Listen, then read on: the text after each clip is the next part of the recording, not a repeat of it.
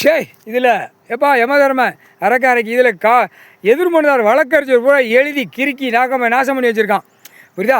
இந்த எரிப்பு சுடுகாட்டு எரிப்பு அது டைம் வரல போயிடுவான். ஏன்னா இப்போ தானே கோமணத்தை உருவி விடுதான் ஈஸ்வரன், அடுத்தாப்புல சுடுகாட்டு எரிப்புக்கு போவோம். அது அவ்வளோதான், கணக்கு முடிஞ்சு வச்சு.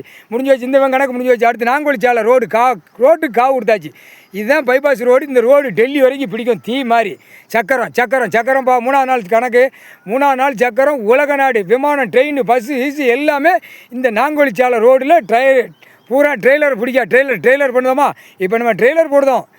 ஆட்டோமேட்டிக்க கதை வரையில் திரைலோகத்தில் சினிமா படம் ஓடும். இதுதான் கணக்கு. இப்போ கணக்கு ஷூட்டிங் எடுத்தாச்சு. இந்த இடத்துக்கு கணக்குக்கு ஷூட்டிங் எடுத்தாச்சு. அடுத்தாப்புல படம் திரைலோகத்தில் காலையில் அதிகாலையில் ஓடிடும். அடுத்தாப்புல சாவு எண்ணிக்கை டைம் வரையில் போகும். இதுதான் கணக்கு. முக்கால் சத்தியம். இப்போ ரோட்டுக்கு காவு கொடுத்தாச்சுப்பா. ரோட்டுக்கு காவு கொடுத்தா என்ன நடக்கும்? யமதர்மம் கையில் இருக்குது. எப்பா சட்டப்பேரவையில் நான் தான் உட்காந்துருக்கேன். டெல்லி வரைக்கும் 30 அமைச்சர்களும் சோழி முடிஞ்சான். அவன் குடும்பத்தார் சோழி முடிஞ்சு. அடுத்து காவு கொடுக்க போயிடும். இப்போ காவு கணக்கு தானே. இந்த காவு கொடுக்குற கணக்கு முடிக்க இப்போ அரசியல்வாதி ஒன்றுக்கு இந்த நேரம் வந்துக்கிட்டு இருக்கு. இன்னும் ஆடுறா அவங்கிற கணக்கை விட்டு அதுக்கப்புறம் அடிக்கலை அப்படியே சப்புன்னு அமைங்கி போகும். முக்கால் சத்தியம்பா.